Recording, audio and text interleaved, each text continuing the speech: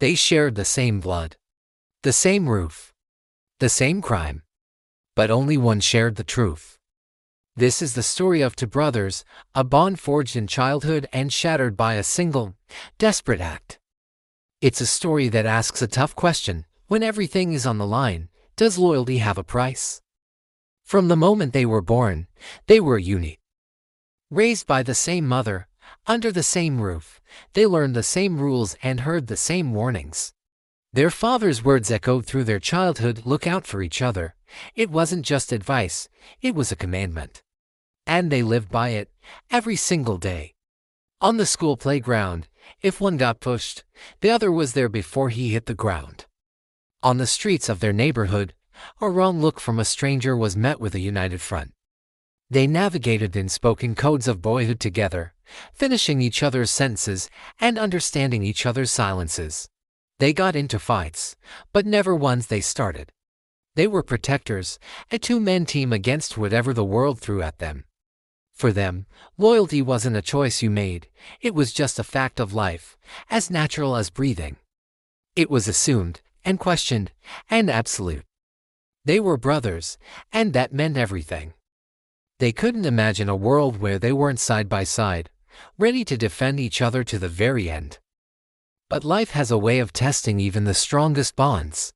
As they grew older, the world got more complicated. The scraped knees and schoolyard bullies were replaced by bills, empty refrigerators, and the quiet pressure of not having enough. Money was tight, a constant, nagging whisper in the back of their minds.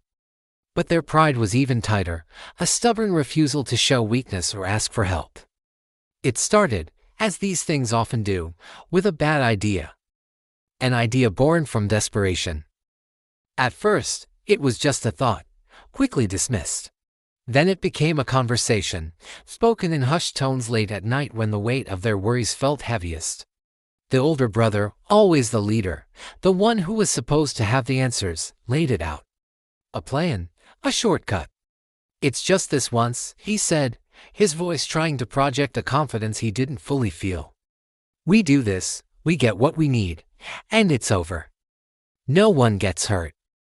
The younger brother listened. He saw the flicker of doubt in his older brother's eyes but chose to ignore it. He trusted him. He'd always trusted him. Brothers don't question each other, not when it really matters. They trust. And so, with a simple nod, the younger brother agreed. He pushed aside the voice in his head telling him this was wrong. The plan was set. They were in it together, just like always.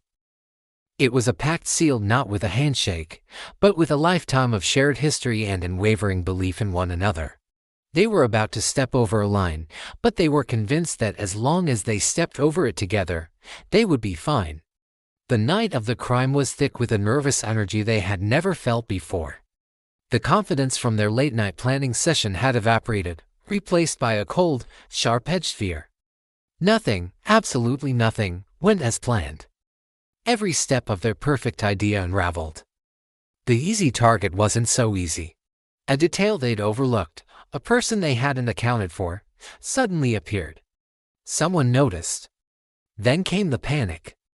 It hit them like a physical blow, stealing the air from their lungs and scrambling their thoughts.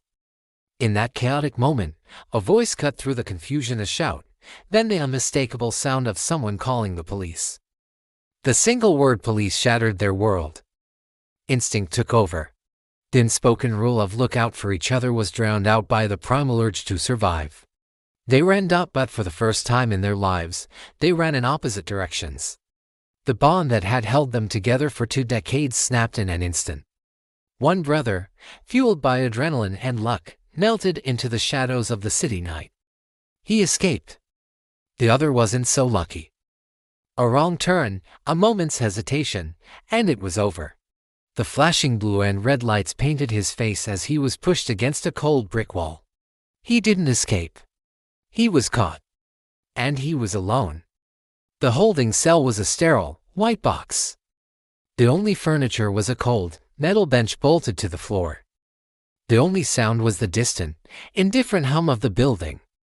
The younger brother sat there, the adrenaline long gone, replaced by a fear that felt different from anything he'd ever known.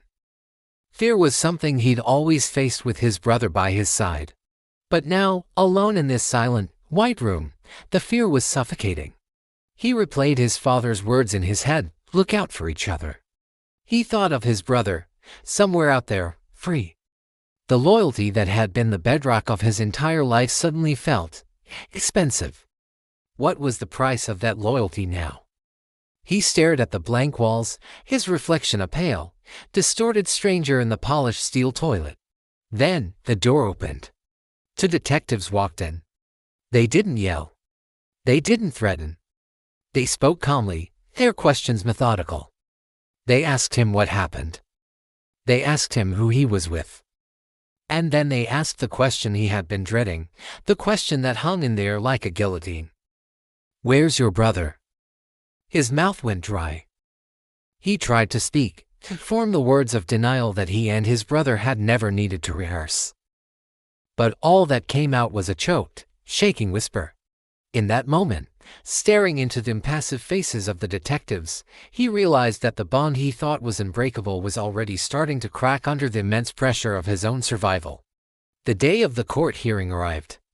The room was formal, quiet, and suffocating. The two brothers stood just a few feet apart, but the distance felt like miles. For the first time since that terrible night, their eyes locked across the courtroom. There was no anger in their gaze, not yet. There was just a profound, heartbreaking disbelief. This wasn't how it was supposed to be. They were supposed to be a team, facing the world together. Now, the world was forcing them to face each other. The prosecution laid out the case. Then it was their turn. One after the other, they were asked to tell their story. The older brother, the one who got away, spoke first. His story was clean, precise, and detached. He painted a picture that kept him safe, a narrative that carefully omitted his own involvement, leaving a gaping hole where his brother stood. Then, it was the younger brother's turn. He looked at his older brother one last time, searching for a sign, a flicker of the loyalty that had defined their lives. He found nothing. And so, his story cracked. The weight of his own fear, the sting of betrayal, it all came pouring out. He tried to hold it together, but the truth fractured under pressure. Blood didn't speak in that courtroom, fear did. The unspoken pact they had lived by their entire lives was officially broken, not by prison bars, but by words spoken under oath. Today, they both serve time under the same last name. They carry the same blood in their veins. But they are no longer brothers. The sentence handed down by the judge was years, but the sentence they gave each other was a lifetime of separation, a silence more punishing than any prison wall.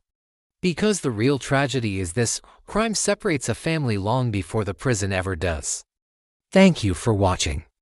If this story resonated with you, consider subscribing to Moral Compass 01, where we share real stories with real lessons.